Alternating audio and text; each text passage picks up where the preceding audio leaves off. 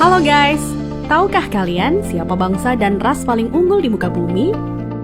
Nah, sebelum kalian lanjut nonton video ini, jangan lupa klik tombol like, subscribe, dan jangan lupa tombol lonceng untuk mengaktifkan notifikasinya ya. Kalau menurut kalian bangsa dan ras yang paling unggul di muka bumi adalah Amerika? Bukan. Rusia? Bukan juga. Jerman? Inggris? Prancis? Juga bukan. Cina?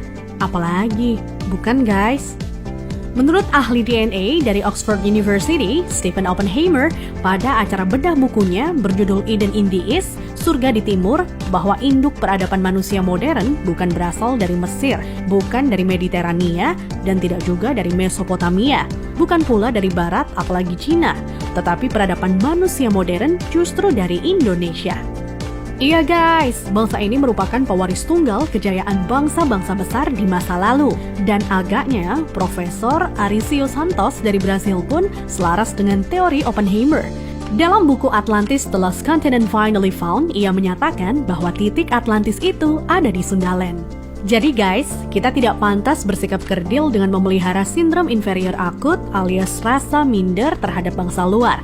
Kenapa? Karena nenek moyang kita dulu adalah bangsa yang unggul. Nenek moyang bangsa-bangsa. Jelas ya guys?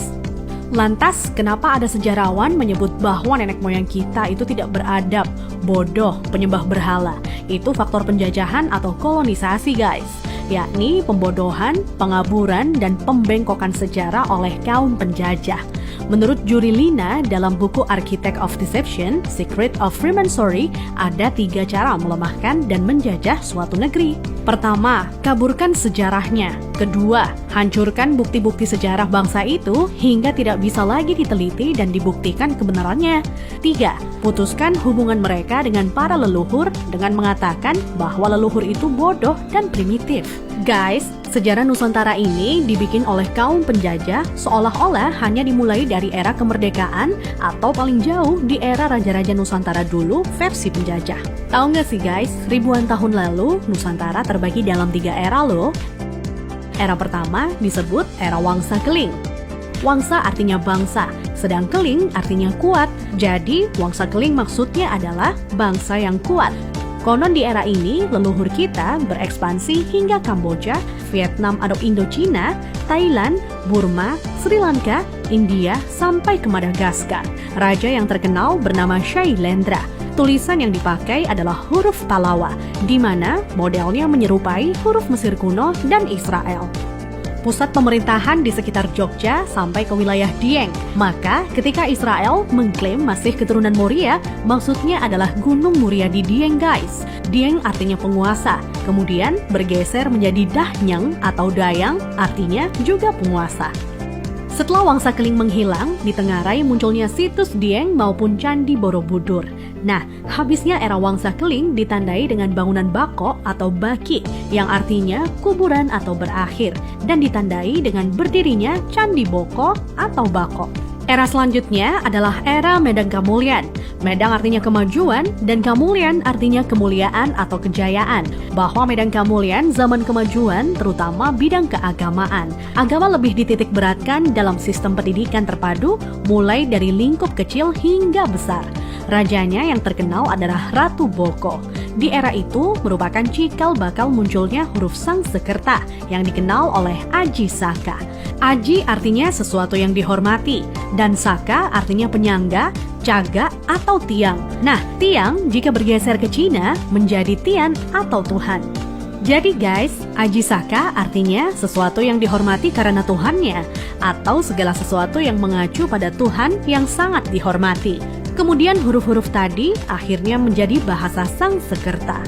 Jadi guys, Sangsekerta itu asli berasal dari bumi Nusantara atau Indonesia, bukan dari India. Kenapa? Di India tidak ada kata-kata sang. Jika berbasis kata sang, justru lebih dekat ke Cina. Contohnya Chiang Kai-shek, di mana Chiang oleh bangsa Cina dibaca sang. Jadi guys, sang itu berasal dari bahasa asli Indonesia tempo dulu, yakni bahasa Saka. Huruf yang dipakai di era Ratu Boko adalah Sangsekerta. Iya, kerta artinya 4, sedang sang asal kata wangsa atau bangsa. Jadi, Sangsekerta itu 4 bangsa yang meliputi antara lain, pertama, bangsa Qin yang meliputi bangsa Cina sendiri, Vietnam, Laos, dan Kamboja.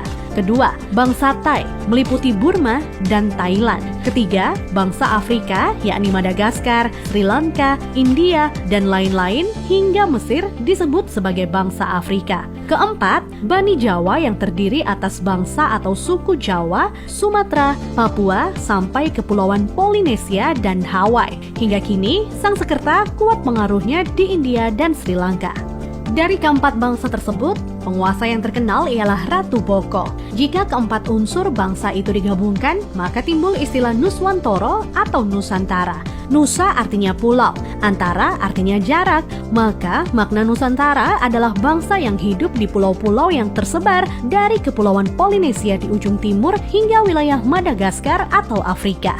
Selanjutnya dari era Medan Kamulyan berganti ke era Kahuripan. Kahuripan artinya kehidupan. Raja yang terkenal adalah Hayam Wuruk atau Brawijaya III yang terkenal dengan sebutan Jumadil Kubro sebagaimana makamnya di Troloyo, Trowulan, Mojokerto. Maksud kata Jumadil adalah Jum'ah atau Jumat yang artinya berkumpul atau bersatu dan Kubro artinya besar. Jadi Jumadil Kubro maknanya adalah berkumpulnya sesuatu yang besar atau istilah Sangsekerta disebut Sumpah Palapa. Melalui Sumpah Palapa, Hayam Wuruk berhasrat membangun kembali Nusantara sebagaimana dulu pernah gemilang di era Medan Kamulyan. Ia ingin menyatukan Nusantara yang telah tercerai-berai menjadi beberapa kerajaan atau wilayah kecil-kecil.